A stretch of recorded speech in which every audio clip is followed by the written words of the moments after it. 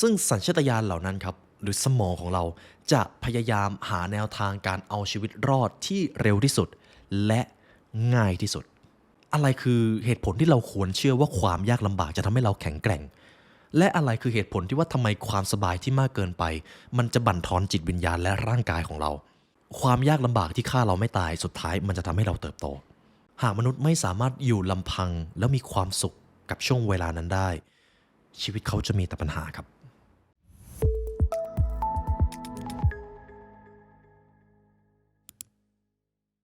ถ้าคุณรักในการพัฒนาตัวเองครับทุกท่านโปรดกด Subscribe ให้ The Library เพื่อเป็นส่วนหนึ่งของ1ล้านซับด้วยครับได้ไหมครับกดข้างล่างเลยครับหนังสือเล่มนี้เป็นหนึ่งในเอพิโซดที่ผมอยากจะนำเสนอให้กับทุกท่านมากครับและก่อนอื่นผมจะมีชุดคำถามหนึ่งแล้วกันครับคุณคิดว่าทุกวันนี้เรามีชีวิตที่สะดวกสบายมากขึ้นหรือเปล่าครับหากเทียบกับเมื่อ100 ปีก่อน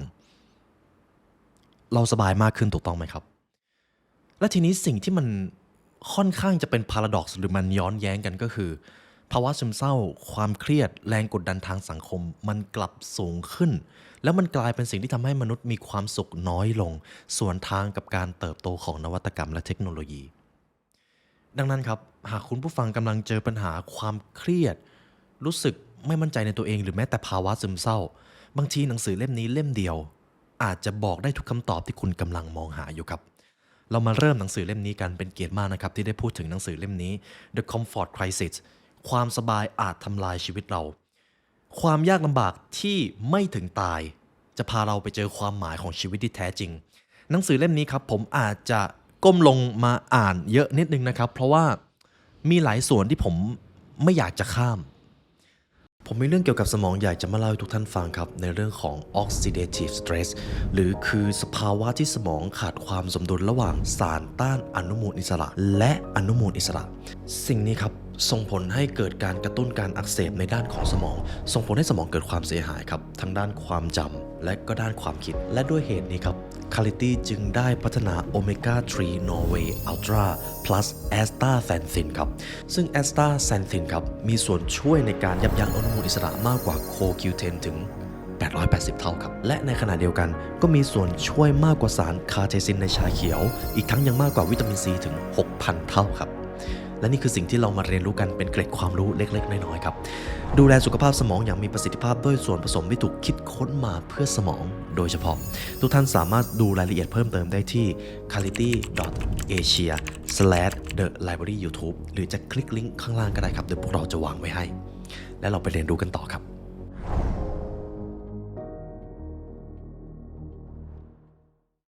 แรกเริ่มครับ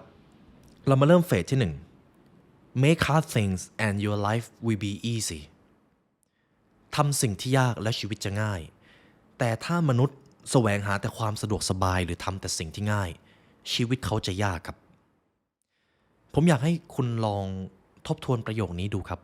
มันจะบอกอะไรเราไว้เยอะมากเกี่ยวกับธรรมชาติความเป็นมนุษย์ทำสิ่งที่ง่ายแล้วชีวิตจะยากความสะดวกสบายครับเป็นสิ่งที่ดีเพราะมันพาเราเข้าสู่โอกาสการมีชีวิตรอดที่สูงขึ้นแต่เมื่อความสะดวกสบายมันมีมากเกินไปครับทุกท่านลองคิดภาพตามแบบนี้นะครับในยุคสมัยที่โฮโมเซเปียนแรกเริ่มกำเนิดเราไม่สามารถหาอาหารได้ง่ายเหมือนทุกวันนี้เราจะต้องใช้ชีวิตท่ามกลางภัยอันตรายจากสัตว์ป่าโรคระบาดหรือแม้แต่ความไม่แน่นอนในการอยู่ในเผ่าซึ่งสัญชาตญาณเหล่านั้นครับหรือสมองของเราจะพยายามหาแนวทางการเอาชีวิตรอดที่เร็วที่สุดและง่ายที่สุดเร็วที่สุดและง่ายที่สุดอะไรก็ตามที่สมองรู้สึกว่าสิ่งนี้จะทำให้เรามีชีวิตรอดได้เร็วและง่ายที่สุดสมองจะชี้นำให้อารมณ์ของเราเกิดขึ้นและอารมณ์นั้นครับจะนำพาให้พฤติกรรมของเราแสวงหาอะไรที่มันเร็วที่เป็นความสุขนะครับและทีนี้ลองดูถึงบริบทในชีวิตประจำวันในทุกวันนี้ครับหากอยากแก้เบื่อไถโซเชียลดูคลิปสั้นมันหายเบื่อครับแล้วสมองรู้สึกว่าเราไม่ได้เจ็บปวดเราได้ความสุขแบบผิวเผินเร็วและง่ายจึงไม่ใช่เรื่องแปลกครับว่าทำไมเราถึงติดโซเชียลมีเดียกันได้ง่ายมากๆกอไก่ล้านตัวครับกับอย่างที่สอง การคุมอาหารหรือกินอาหารที่ดีต่อสุขภาพเราเห็นตรงกันว่ามันค่อนข้างยากสำหรับคนส่วนใหญ่หากเทียบกับการดูแลตัวเองหรือรับประทานอาหารที่มีประโยชน์ถูกต้องไหมครับพื้นฐานเป็นแบบเดียวกันครับอาหารที่อุดมไปด้วยแคลอรี่มีไขมันมีน้ำตาล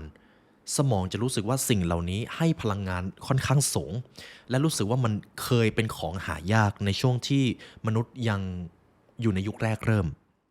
จนกระทั่งเราวิวัฒนาการมาถึงทุกวันนี้ครับเรามีขนมปังให้ซื้อเรามีเนยเรามีแยมเรามีชีสเรามีน้ำตาลเรามีชานมไข่มุกสิ่งที่เรียกว่าอาหารเกิดการวิวัฒนาการให้เราหาได้ง่ายมากขึ้นแต่สมองของเรายังไปจำอยู่ครับว่า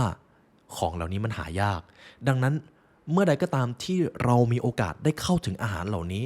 เราควรจะกินให้เยอะเข้าไว้แล้วก็เอามาตุนเป็นไขมันดังนั้นคำตอบที่เป็นฟันดัเมนทัลหรือพื้นฐานหลักที่ว่าทำไมการคุมอาหารมันไม่ค่อยง่ายเพราะสมองของเราวิวัฒนาการไม่ทันตามเทคโนโลยีอาหารครับหรือวิวัฒนาการไม่ทันตามอุตสาหกรรมอาหารแต่ทีนี้ปัญหามันเริ่มเกิดครับเราหาอาหารได้ง่ายมากขึ้น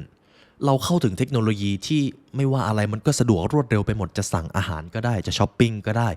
จะแก้เบื่อก็แค่เข้าโซเชียลมีเดียพอความสะดวกสบายเหล่านี้มันเร็วเกินไปครับสิ่งที่ตามมาก็คือเราจะไม่ค่อยเคลื่อนไหวอันนี้เป็นประเด็นแรก 2. เราจะไม่ค่อยปฏิสัมพันธ์กับผู้อื่นอันนี้ประเด็นที่2พูดถึง2ประเด็นแรกก่อนครับหากเราอยากจะกินอาหารแล้วเราสั่งมาได้เลยไม่ต้องไปล่าอาหาร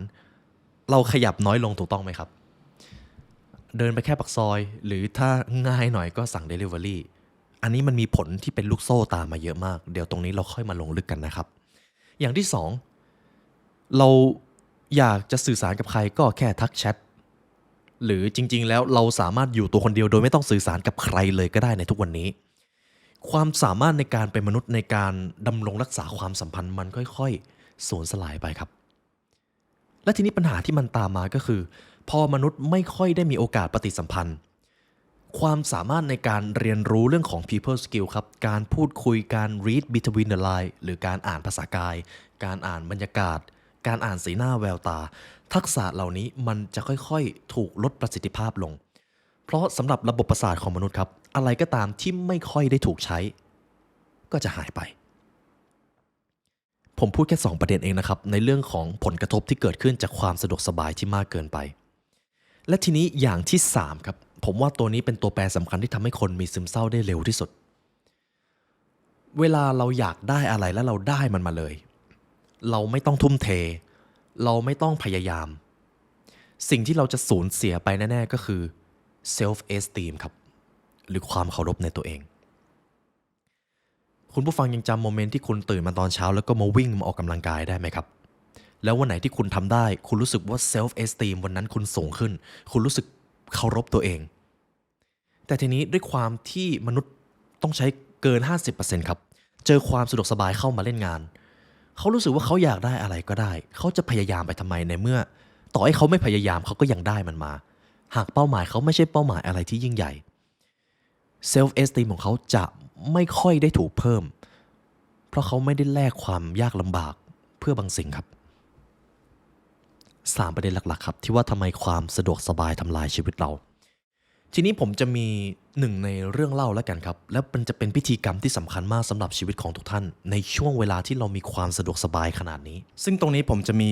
เรื่องเล่าอยู่2เรื่องหลักๆครับสำหรับผู้เขียนท่านนี้ครับคุณไมเคิลอีสเตอร์ผมแนะนำให้คุณลองอ่านหนังสือเล่มนี้นะครับหากคุณรู้สึกว่าคุณอยากจะไปผจญภัยที่ไหนสักแห่งโดยเฉพาะในที่ที่เป็นธรรมชาติผมจะเล่าสั้นๆนะครับคุณไมเคิลอีสเตอร์ครับเขามีโอกาสได้นัดกับเพื่อนไปเกาะแห่งหนึ่งในเขต阿拉斯กาซึ่งในระหว่างที่ผมอ่านหนังสือเล่มนี้ครับคุณไมเคิลเขาได้เล่าว่าจากตอนแรกที่เขาอยู่กับความสะดวกสบายจนมันชินวันหนึ่งเขาตัดสินใจออกเดินทางไปที่เกาะ阿拉斯กาซึ่งเกาะแห่งนั้นครับสัญญาณอินเทอร์เน็ตสัญญาณโทรศัพท์เข้าไม่ถึงซึ่งตอนนี้มันมีไม่กี่แห่งบนโลกและสิ่งที่เขาได้ค้นพบคือความเงียบสงัดธรรมชาติการล่าสัตว์สิ่งเหล่านี้ทำให้เขาได้กลับไปกลมเกลียวอยู่กับธรรมชาติอีกครั้งหนึ่งซึ่งตรงนี้ถ้าคุณผู้ฟังมีโอกาสได้อ่านนะครับคุณจะรู้สึกว่าเหมือนคุณเดินทางไปกับคุณไมเคิลผู้เขียนท่านนี้เลย แต่หนึ่งในเรื่องเล่าที่น่าสนใจครับมีชื่อว่าพิธีมิโซงิ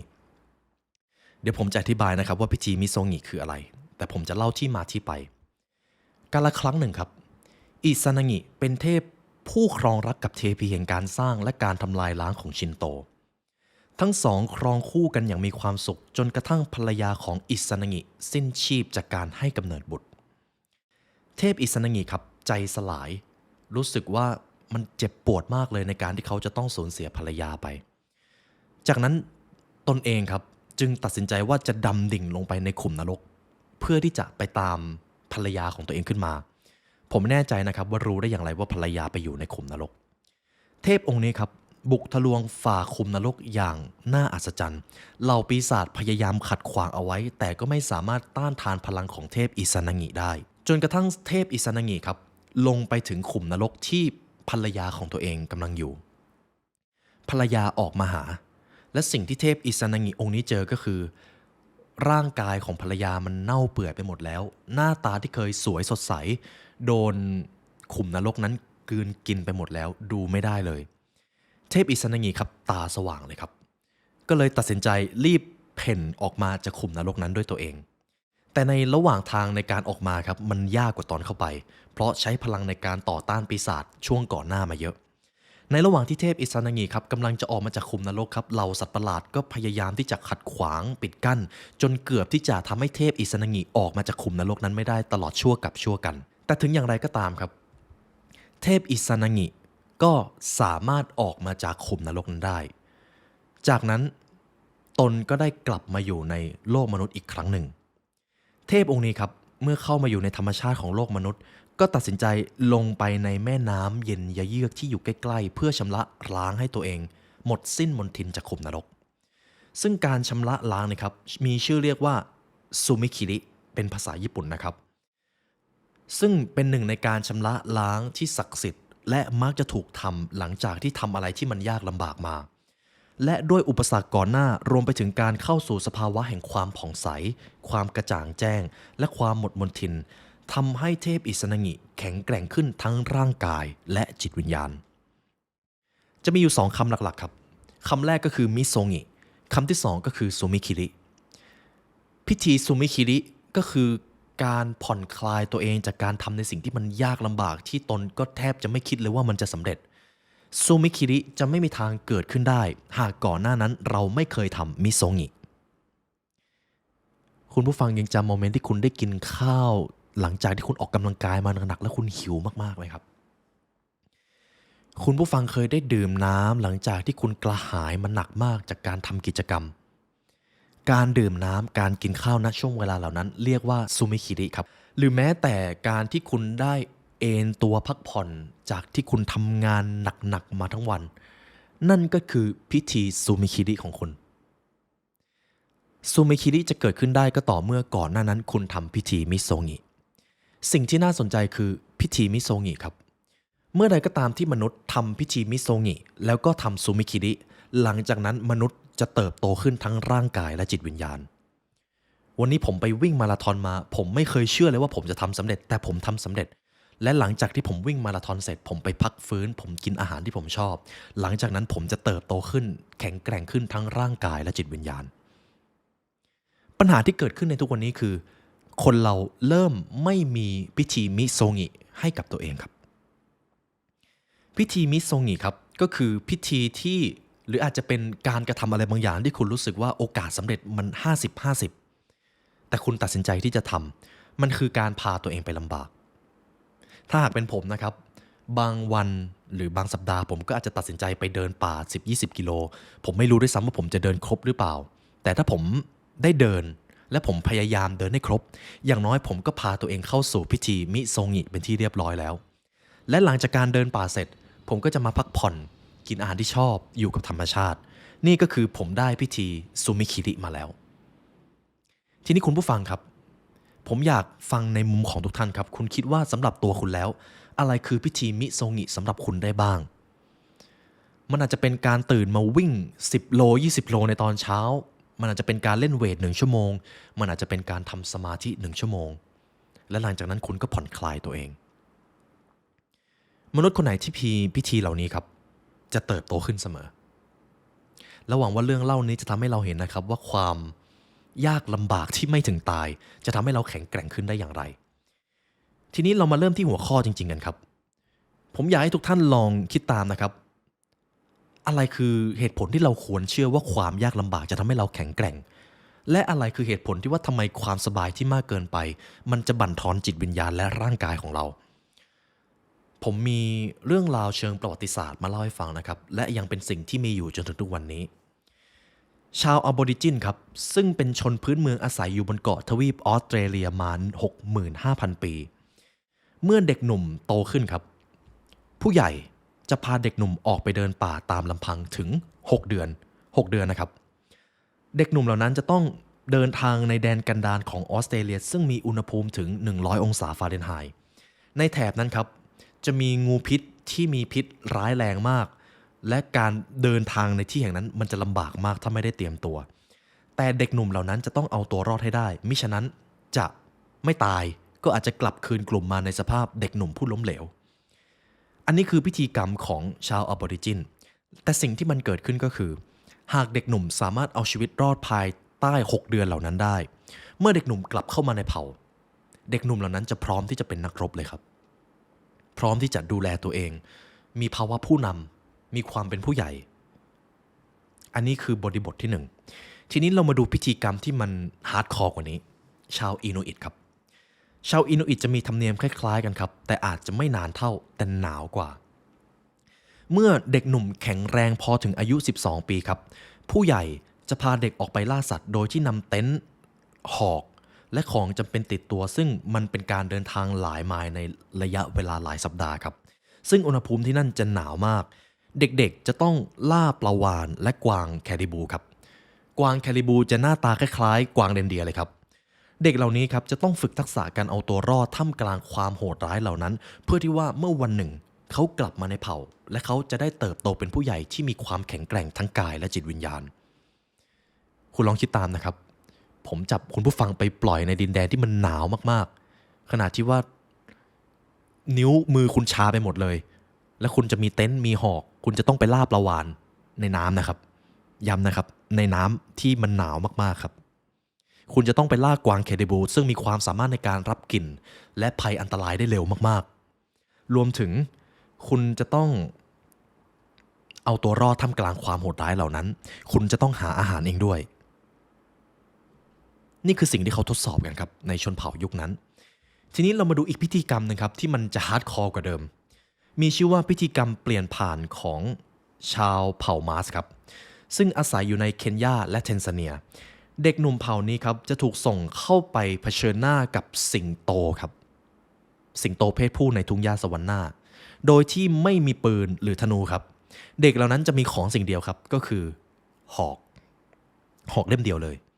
หน้าที่ของเด็กเหล่านั้นก็คือทำยังไงก็ได้ใช้หอกกับความคิดที่คุณมีเอาชนะสิงโตเพศผู้ให้ได้ซึ่งเป็นเด็กหนุ่ม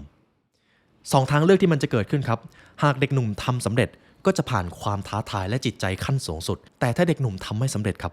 เขาก็จะกลายเป็นคนล้มเหลวหรือถ้าแย่หน่อยก็อาจกลายเป็นอาหารของฝูงสิงโตและแน่นอนครับเราไม่จำเป็นจะต้องพาตัวเองไปเผชิญหน้ากับความเสี่ยงที่มันเป็นความตายขนาดนั้นแต่เราเห็นแล้วครับว่าพิธีกรรมของมนุษย์สุดท้ายแล้วเมื่อเด็กหนุ่มได้ผ่านความยากลำบากพวกเขาจะโตเป็นผู้ใหญ่ที่แข็งแกร่งทั้งร่างกายและจิตวิญญาณจากงานวิจัยหลายตัวครับทั้ง WHO Harvard หรือแม้แต่ Stanford งานวิจัยดังๆบอกเป็นเสียงเดียวกันครับคนที่ต้องเผชิญหน้ากับความเครียดอ่อนๆแล้วพยายามที่จะเผชิญหน้าและเอาชนะมันให้ได้สุดท้ายเขาจะเติบโตแล้วเป็นผู้ใหญ่ที่มีคุณภาพมากกว่าคนที่อยู่ท่ามกลางความสะดวกสบายแล้วไม่เคยเผชิญหน้ากับความยากลำบากเลยที่นี่ครับหนึ่งในงานวิจัยหนึ่งของดร. มาร์ค เซียรีครับเขาพบว่าเขาเองได้ใช้เวลาศึกษาขอบเขตพื้นที่ปลอดภัยหรือคอมฟอร์ตโซนครับงานวิจัยที่ค้นพบครับบ่งชี้ว่าเมื่อเกิดเรื่องเลวร้ายตึงเครียดขึ้นกับเราทุกอย่างจะออกมาแย่และทุกครั้งเราจะต้องรับมือกับปัญหาและความเดือดร้อนที่ตามมานี่คืองานวิจัยที่เคยถูกคิดค้นขึ้นมานะครับซึ่งนี่คือความเชื่อชุดเก่าครับที่ว่าหากมนุษย์เจอความเครียดมากๆทุกอย่างมันจะยิ่งแย่แต่ความจริงที่ค้นพบในทฤษฎีใหม่ก็คือนักวิทยาศาสตร์ครับได้ ทดลองให้ลูกลิงเครียดโดยใช้วิธีพรากมันออกไปจากครอบครัวนาน10สัปดาห์ซึ่งลูกลิงกลุ่มที่ถูกพรากออกจากครอบครัวครับได้พบว่าเมื่อเติบโตขึ้นลิงพวกนี้สามารถเผชิญหน้ากับโลกแห่งความเป็นจริงได้แข็งแกร่งกว่าเพราะลิงพวกนี้รู้สึกว่าการพึ่งพาตัวเองคือแนวทางเดียวที่พวกมันจะมีชีวิตรอดในขณะเดียวกันลิงที่เจอความท้าทายน้อยกว่าหรืออยู่กับครอบครัวถูกประคบประหงมเมื่อเติบโตขึ้นมาในโลกแห่งความเป็นจริงลิงกลุ่มนี้ครับเผชิญโลกความจริงได้ยากกว่าภาวะผู้นำต่ำกว่าแต่ในขณะลิงที่เจอความท้าทายกว่ามักจะได้เป็นจ่าฝูงหรือผู้นำเผ่าและอันนี้จะเป็นหนึ่งในประสบการณ์ที่ผมได้เจอแล้วกันนะครับแล้วหวังว่าจะเป็นหนึ่งในแรงบันดาลใจให้กับทุกท่านได้ในตอนที่ผมอยู่ในช่วงอายุ 18-19 ครับผมมีโอกาสได้เข้าสู่รั้วการเป็นทหารแล้วกันรั้วการเป็นทหารจากวัยรุ่นคนหนึ่งครับมันเป็นการเปลี่ยนผ่านที่ไม่ง่ายเลยจากวัยรุ่นที่เรามีความต้องการอะไรเราก็ได้เราไม่ได้จำเป็นต้องเหนื่อยยากขนาดนั้นจนกระทั่งผมเปลี่ยนผ่านไปสู่ยุคของการเป็นทหารและหลังจากนั้นเปลี่ยนไปยุคของการเป็นรบพิเศษสิ่งหนึ่งที่ได้ค้นพบครับคนไหนก็ตามที่มีความสามารถในการพึ่งพาตัวเองเขาอาจจะเคยผ่านความยากลำบากมาก่อนแต่สิ่งที่เขามีแน่ๆคือเขาจะมีความเคารพตัวเองสูงมากและเขาจะรู้สึกว่าการเผชิญหน้ากับความยากลำบากนั้นคือแนวทางที่จะทำให้เขาแข็งแกร่งมากขึ้นสุดท้ายแล้วครับความยากลำบากที่ฆ่าเราไม่ตายสุดท้ายมันจะทำให้เราเติบโตทีนี้ครับเรามาดูตัวอย่างหนึ่งที่ผมว่าจะเป็นแรงบันดาลใจให้กับพวกเราได้ก็คือหนึ่งในภาพยนตร์การออกจากคอมฟอร์ตโซนที่ผมชอบก็คือ The Secret Life of Walter Mitty ครับตัวเอกครับทำงานประจำและรู้สึกเบื่อหน่ายรู้สึกว่าชีวิตที่เขาทำอยู่มันซ้ำซากจำเจมากเลยจนกระทั่งถึงช่วงเวลาหนึ่งที่เขาจะต้องไปตามหารูปหนึ่งที่อยู่กับช่างภาพคนหนึ่งที่เป็นช่างภาพที่ปิดโทรศัพท์และชอบออกเดินทางไปไกลๆหน้าที่ของตัวเอกครับคือจะต้องทำยังไงก็ได้เดินทางไปหาช่างภาพแล้วไปเอารูปมาแล้วการประจนภัยมันเกิดขึ้นครับฉากที่ผมชอบมากก็คือฉากที่ตัวเอกหยิบกระเป๋าแล้วก็ออกเดินทางไม่มีแผนไม่มีการคิดอะไรเยอะ just do ครับ take action บางทีการออกจากคอมฟอร์ตโซนมันก็จะมาในรูปแบบนั้นแหละครับทีนี้เรามาดูอีกข้อหนึ่งครับ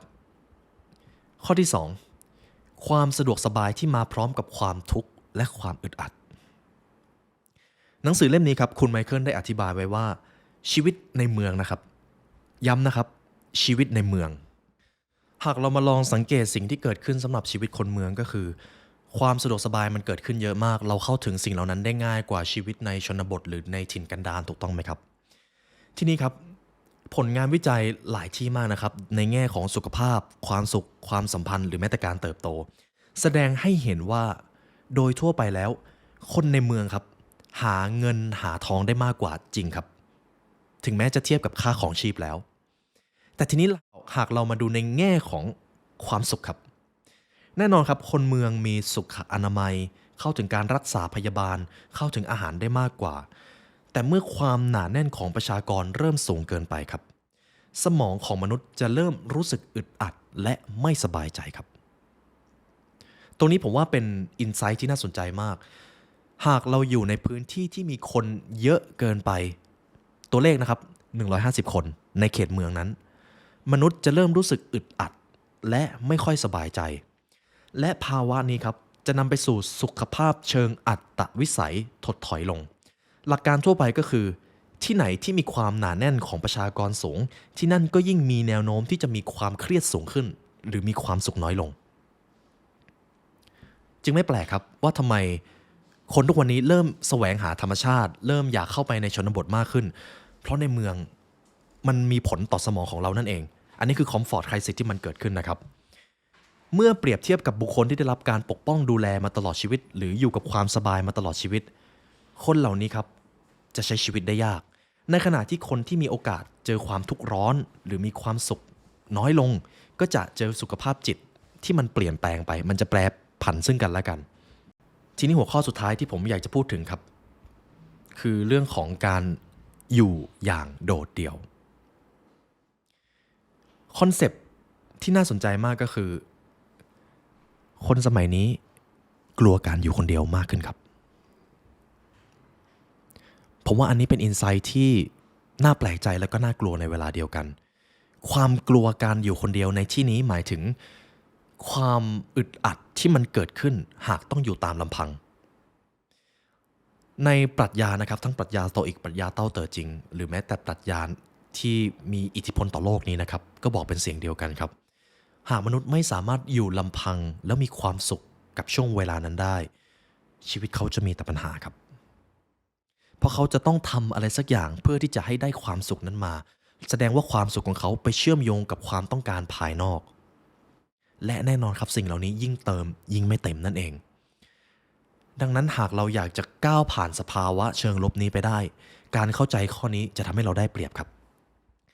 คนสมัยนี้แทบไม่ได้อยู่ตามลำพังแต่กลับมีโอกาสเหงาขึ้นเรื่อยๆจนครั้งหนึ่งครับรัฐบาลของประเทศสหรัฐอเมริกาต้องประกาศว่าประชากรกำลังเผชิญกับโรคความเหงาระบาดซึ่งมีอันตรายพอๆกับการเทียบเท่ากับการสูบบุหรี่ความจริงแล้วก็คือ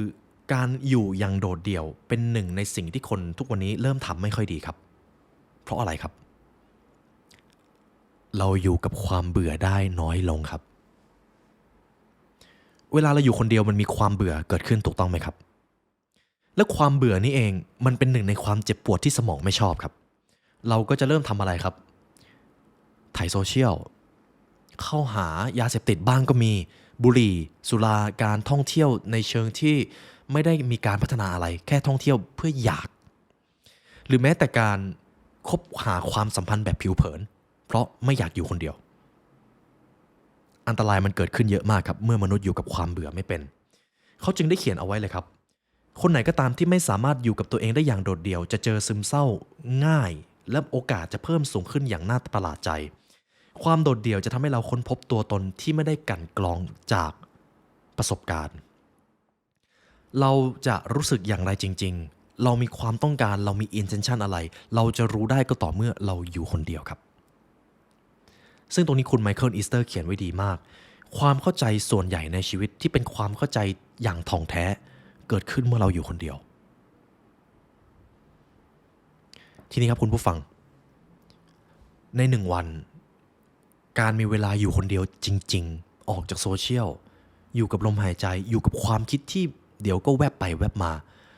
อันนั้นคือ key factor ที่สำคัญครับที่จะทำให้คุณเป็นคนที่ไม่ตกไปอยู่ใน comfort crisis การสร้างความสามารถที่จะอยู่ลำพังช่วยให้เรามีปฏิสัมพันธ์กับคนได้เข้มแข็งขึ้นเพราะตัวเราเองจะสร้างความสัมพันธ์กับผู้อื่นได้ดีแค่ไหนขึ้นอยู่กับว่าเราสร้างความสัมพันธ์กับตัวเองได้มีประสิทธิภาพมากน้อยเพียงใดและนี่ก็คือคอนเซปต์สำหรับข้อที่3นะครับอันนี้คือพาร์ทแรกที่ผมนำหนังสือ The Comfort Crisis มาพูดถึงกันนะครับเรื่องของการเผชิญกับความยากลำบากเรื่องของการทดสอบความแข็งแกร่งของมนุษย์หรือแม้แต่เรื่องของการอยู่อย่างโดดเดี่ยวการออกจากคอมฟอร์ตโซนเกี่ยวเนื่องกันทั้งหมดนะครับนี่คือคอนเซปต์ที่เรามาพูดถึงกันในพาร์ทแรกเดี๋ยวพาร์ทที่2เราจะลงรายละเอียดกันครับเรื่องของความง่ายในการหาโภชนาการในการหาอาหารมากขึ้นมันส่งอิทธิพลเชิงลบอย่างไรต่อเราบ้างในพาร์ทนี้เดี๋ยวเราจบไว้ที่เท่านี้ก่อนนะครับและเช่นเคยครับสำหรับเอพิโซดนี้เป็นเกียรติที่เราได้มาเรียนรู้ด้วยกันนะครับในวันนี้ได้เวลาอันสมควรแล้วทางผู้ร่วมงาน The Library Learn และตัวผมและออนยูวสิงห์ขอกล่าวอำลาทุกท่านไปก่อนขอให้วันนี้เป็นวันที่ดีของทุกท่านครับสวัสดีครับถ้าคุณรักในการพัฒนาตัวเองครับทุกท่านโปรดกด Subscribe ให้ The Library เพื่อเป็นส่วนหนึ่งของ1 ล้านซับด้วยครับได้ไหมครับกดข้างล่างเลยครับ